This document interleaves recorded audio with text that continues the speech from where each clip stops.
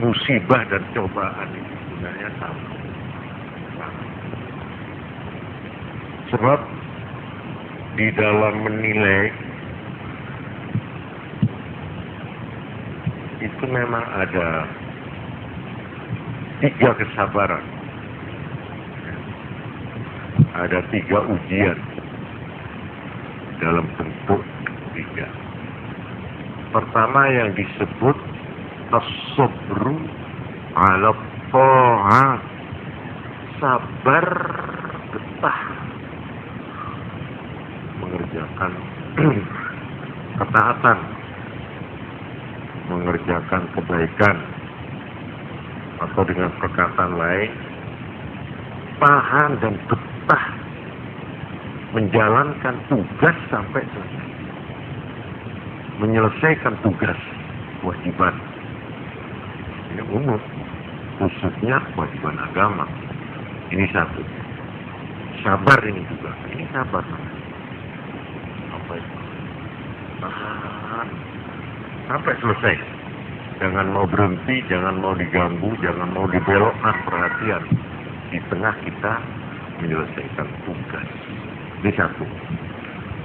Yang kedua, as-sabru 'anil ma'asi. Jadi sabar untuk menahan diri untuk tidak melakukan pelanggaran. Nah, ini juga sabar, ujian juga itu. Itu juga cobaan. Jadi yang satu, yang namanya ujian atau cobaan, sampai di mana orang ini kuat, bertahan, continue, dan sampai selesai menjalankan setiap tugas yang diserahkan padanya. Bisa enggak? Nah, ini juga ujian ini. Yang kedua, sampai di mana dia bisa mengekang diri, mengendalikan dirinya, emosinya, sehingga dia tidak sampai melanggar yang dilarang oleh agama maupun oleh akal yang sehat.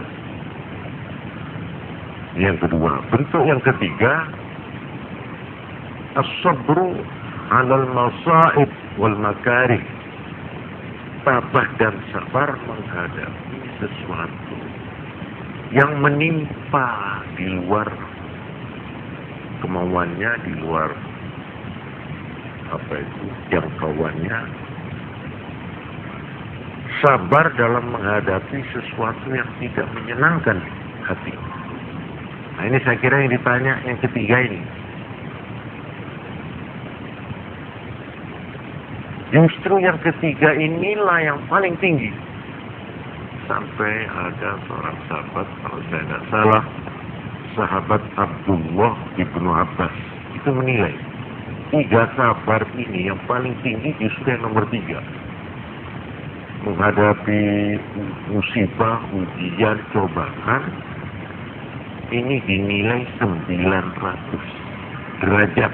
Istilahnya beliau mengatakan 900 derajat. Sedang yang nomor 2, sabar menahan diri untuk tidak melanggar larangan, itu dinilai 600 derajat. Sedang yang pertama, sabar dalam arti kuat, bertahan, betah sampai selesai, ya continue mengerjakan taat, itu malah dinilai 300 derajat. Yang ketiga ini yang saya kira yang ditanyakan, ini terbagi menjadi 2. Sesuatu yang disebut musibah atau ujian atau cobaan, itu ada 2. Ada yang langsung dari Allah, tanpa disangka-sangka, tanpa perantaraan siapa-siapa, langsung dari Allah. Seperti sakit, dari Allah langsung. Atau penderitaan, atau kita kecopetan, kehilangan, kecurian, atau kita kepaten keluarga, kepaten famili, kepaten teman-teman yang kita cintai. Nah, ini artinya musibah yang langsung dari Tuhan. Ini. Yang kedua, musibah atau sesuatu ujian yang tidak disenangi, yang datangnya dari atau lewat makhluk, lewat orang, yaitu yang disebut gangguan-gangguan. Baik gangguan itu mengenai jiwa atau mengenai badan, mengenai kehormatan, mengenai harta, ya apa sajalah ada hubungannya dengan hak-hak kita. Itu diganggu oleh orang,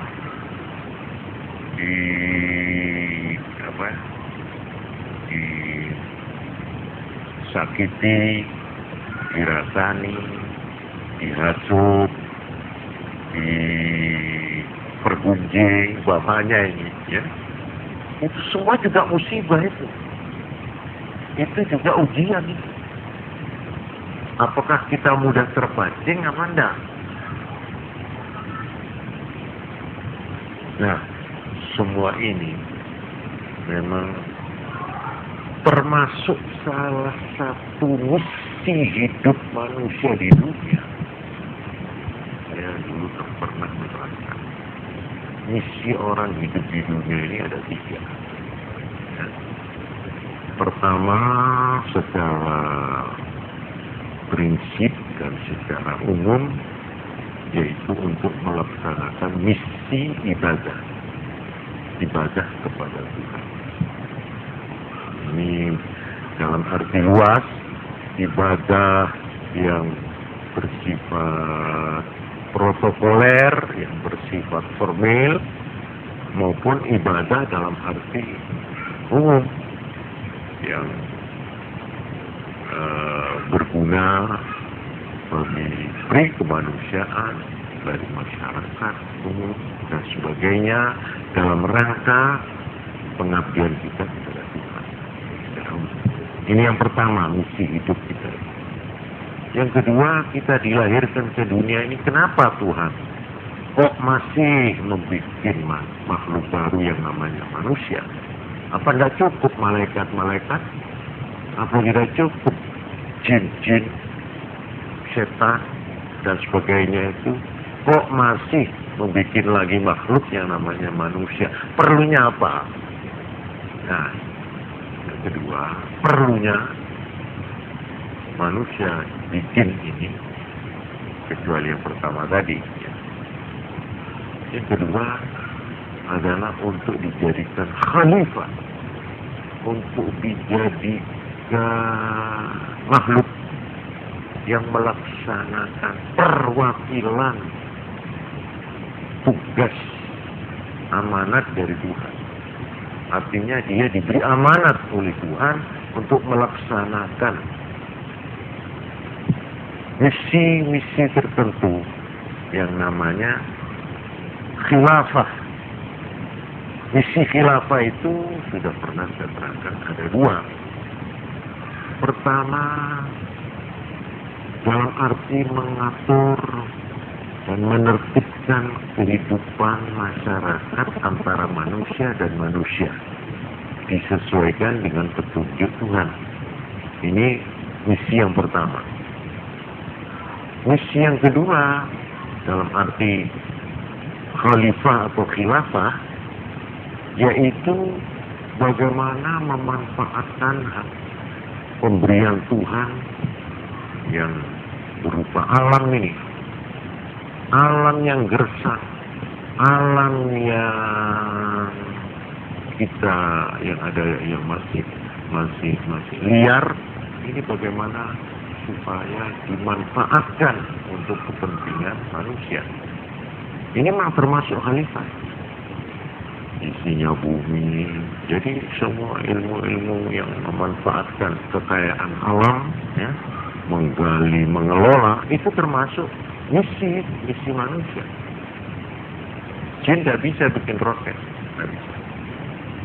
tidak bisa mengolah ini bumi apa, minyak apa menjadi bensin, jadi premium dan sebagainya. Ini termasuk tugas hidup. Ini yang ketiga, ini yang justru inilah termasuk tugas utama dari manusia di dunia ini, justru untuk menangkan dan mengatasi musibah ini. Jadi manusia ini sengaja dibikin menurut firman Allah, laqad khalaqnal insana fi kabad. Sungguh aku menciptakan manusia ini selalu dalam ruwet, ribut, repot, serba semua bersifat perjuangan. Mulai dia di dalam perut sudah berjuang. Ya ibunya, ya anaknya bersama-sama. Nanti kalau lahir, itu juga melalui perjuangan. Tidak ada bayi lahir yang tidak nangis. Karena itu perjuangan buat dia. Susah payah. Ibunya juga. Dan selanjutnya, anak ini terus tumbuh. Dengan melalui sabat itu susah payah. Ujian kok. Nanti mau jalan, agak lorot. Ya, jangan. Ini mau keluar untu sakit ini. Ada terus ini proses kabat ini terus. Kalau kita hitung periodenya itu tidak ada batas. Terus sampai kita itu mau kawin juga kabat. Nanti sudah katanya surga rumah tangga. Enggak, itu surga itu ya dari sebagian. Tapi yang benar kita hidup ini memang kita Pak, berumah tangga kabar. Ya. Jadi ini tentang pertanyaan yang pertama, apakah ada perbedaan antara musibah dan cobaan? Tidak ada. Cuma musibah tadi dibagi dua, ada yang langsung dari Tuhan tidak melewati manusia, ada yang lewat manusia, kita diganggu, kita disakiti. Oh, ini ujian. Memang pada prinsipnya, menurut agama, kita itu boleh memberikan balasan atau yang setimpal, imbalan yang setimpal. Jadi umpama ini ya, kita tempiling umpamanya ya, kita itu diberi hak untuk membalas tempiling. Ya, artinya dalam arti timbal balik. Tapi di dalam Al-Quran dikatakan wala mau sabara wa ghafara inna dzalika min azmil umur. Tapi kalau kamu sabar dan mengampuni ya, kesalahan orang itu pada dirimu, wah itu dia. Jadi ini dipuji oleh Allah. Jadi membalas itu dibolehkan atau setimpal, tapi kita menurut suruhan agama bersabarlah. Dalam arti jangan kamu itu terpancing, mudah terpancing. Nah ini mengenai pertanyaan yang pertama.